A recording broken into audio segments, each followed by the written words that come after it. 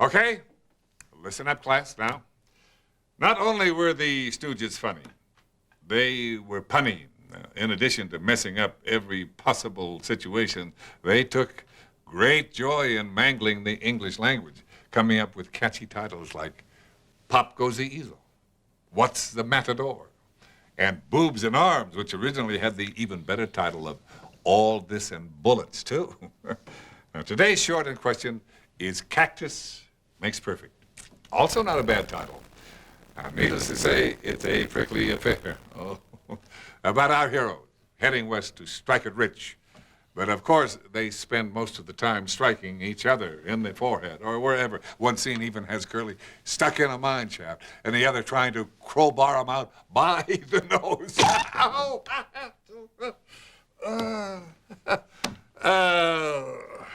Just roll the film, will you? All right, class, break time's over. There's more of N.Y.U.K's Disorientation Day coming up. There is still a place on television that cares about quality educational programming. I am Leslie Nielsen, and I represent the N.Y.U.K University of Knuckleheads. N.Y.U.K offers you only the highest education in writing, the fine arts, foreign languages, physics, advanced physics, all in an environment that promotes personal expression. Join Head Professor Leslie Nielsen for N.Y.U.K every Saturday and Sunday morning at 8 on AMC. Today's lesson is in history and war. Let me tell you something, class. War is hell, and believe me, I know I served in the war. I remember all too well. I served lasagna.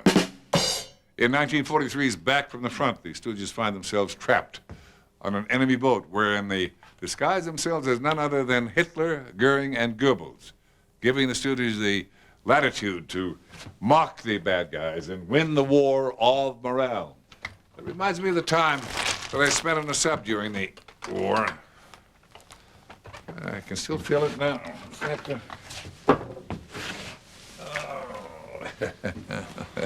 How about that? Just like the glory days. Lights. Anybody hungry? Are you happy with your current long-distance rates? No. Before you say no. Well, I hope that you paid attention to that last Stooge short. There'll be a test on it later. We'll break now for a short recess, and then we'll resume with more Three Stooges on AMC's N.Y.U.K. Hello, students. Today at N.Y.U.K, we're going to return to one of our previous topics, the higher art of music. And I have brought a guest speaker. As you all know, Larry Fine was quite an accomplished musician, reportedly being able to play any instrument he got his hands on, from the piano to the clarinet to the saxophone. He was also good with some things that he could get his feet on, but it's another story. Now, this new short is called Rhythm and Weep, and it features the Stooges going into show business with three down-and-out dancers, accompanied by Larry on the violin. This makes it a veritable Stooge musical. And speaking of music, Johnson, have you been working on your pitch? Oh. And what about your scales? Oh, not bad. Now, let's watch Rhythm and Weep. You're watching American Beauty, starring Kevin Spacey and Annette Bening. April Fools, N.Y.U.K's Disorientation Day continues. Really?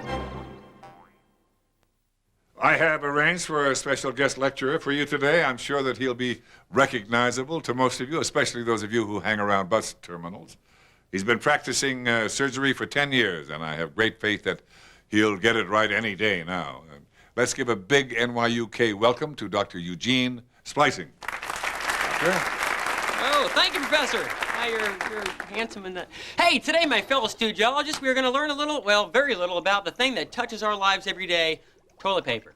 No, electricity. The subject for our next short, Monkey Businessmen. The Three Stooges played a number of professions in their early films. They played doctors and other professionals. In fact, Moe knew that at the time, the only ones that could see their films were the ones that were better off. Later on, when their economy was better and movie prices dropped, the Stooges became exterminators, laborers, and in this film we're about to see electricians. Now, the N.Y.U.K administration doesn't allow me to use actual electricity for demonstration purposes ever since, we lost the science wing last year.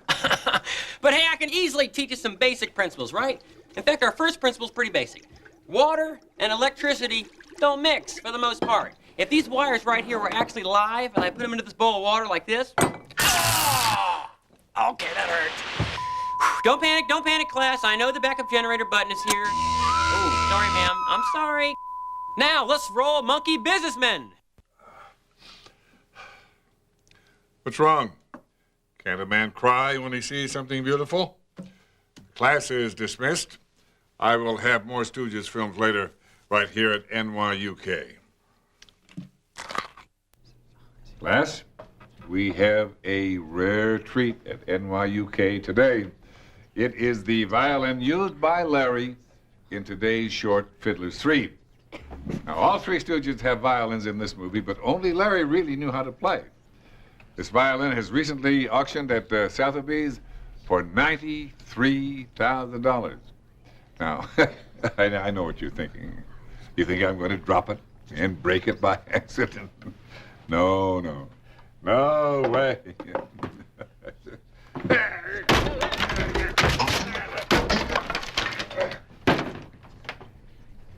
Just kidding.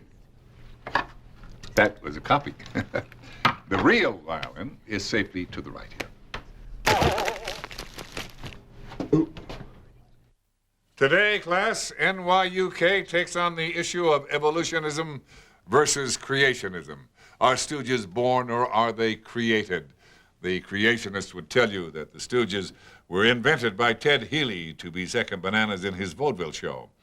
On the other hand, those who say Stooges are born not made would point out that three of the Stooges, Moe, Shemp, and Curly, were brothers, and that all of the Stooges showed an early affinity for show business. And Moe dropped out of high school to perform on a showboat on the Mississippi. Shemp went into vaudeville. Larry Fine was a good enough violinist at the age of 11 that his parents would have sent him to Europe to study, except for a little thing called World War I. And young Curly was actually an expert dancer. So, are the Stooges born or are they created? The award goes to Marissa Tomei. No, the correct answer is born. Lights. So remember, class, it's all fun and games until someone loses an eye. Or was that after someone loses an eye? Or both eyes? Well, that's all for today. We'll see you next time, right here at AMC's N.Y.U.K. Class, there is an old saying, power corrupts, and absolute power corrupts. Well, it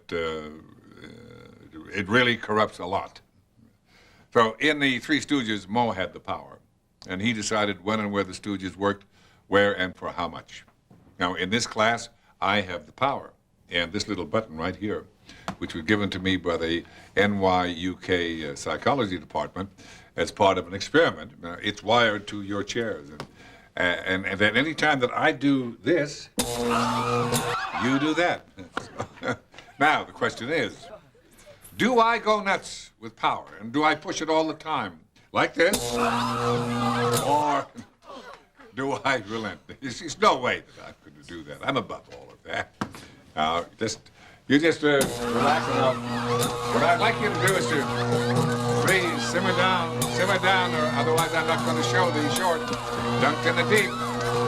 Well, at least wait for the music or something. All right, just start the film.